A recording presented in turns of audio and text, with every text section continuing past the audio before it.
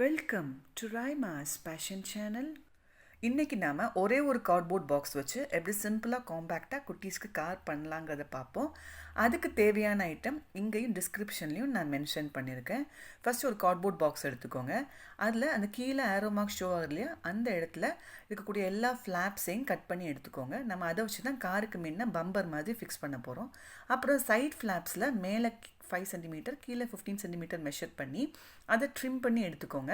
அந்த ட்ரிம் பண்ணதையும் எடுத்து வச்சுக்கோங்க, நம்ம ஃபியூச்சர் யூஸ் ஆகும். அதுக்கப்புறம் முன்னையும் பின்னாடியும் நமக்கு 1 இன்ச் மெஷர் பண்ணி எல்லா சைட்லேயும் வரைஞ்சிக்கோங்க. வரைஞ்சி அதை ட்ரிம் பண்ணி எடுத்துக்கோங்க. இதே தான் நம்ம பின்னாடியும் நம்ம பண்ண போகிறோம். இப்போது அந்த முன்ன இருக்கக்கூடிய ஃப்ளாப்பையும் சைடில் இருக்கக்கூடிய ஃப்ளாப்பையும் கனெக்ட் பண்ணுறதுக்கு பேக்கேஜிங் டேப்பை யூஸ் பண்ணி ஒட்டிக்கோங்க. இதை எல்லா சைட்ஸ்லேயும் பண்ணிக்கோங்க. ஸோ இப்போ ஃப்ளாப் வந்து ஸ்டெடியாக நேராக நிற்கும். அதுக்கப்புறமா காருக்கு முன்ன நம்ம பம்பர் ஃபிக்ஸ் பண்ணணும் இல்லையா, அதுக்கு நம்ம ஆல்ரெடி நம்ம கட் பண்ணி வச்சுருக்கோம் இல்லையா, அந்த பாட்டமில் இருக்கக்கூடிய ஃப்ளாப்பு அதை வச்சு நம்ம அதில் ஒட்டிக்கோங்க.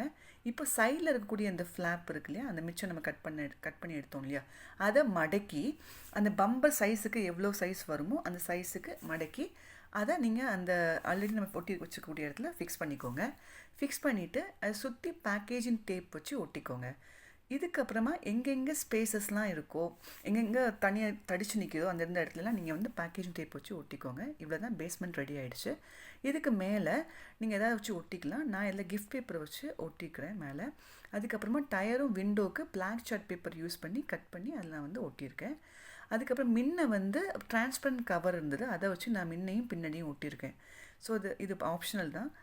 அதுக்கப்புறமா நான் ஹெட்லைட் பண்ணுறதுக்கு ரெட் கலர் சார்ட் பேப்பரை யூஸ் பண்ணி சர்க்கிள் ஷேப்பில் ஒட்டிட்டு அதுக்கு மேலே பபிள் கவர் ஃபிக்ஸ் பண்ணி முன்னையும் பின்னாடியும் ஒட்டியிருக்கேன். காருக்கு முன்னாடியும் பின்னாடியும்.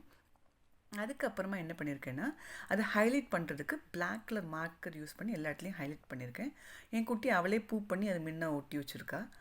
இதுக்கப்புறமா காரோட சைடில் இருக்கும் இல்லையா, அந்த சைடில் சென்டரில் ஓட்டை போட்டு குட்டீஸு ஹைட்டுக்கு தகுந்த மாதிரி உள்ள கயிறை விட்டு நான் கட்டி வச்சுருக்கேன். ஸோ இதனால் அவங்க ஹோல்ட் பண்ணுவாங்க, ஈஸியாக இருக்கும்.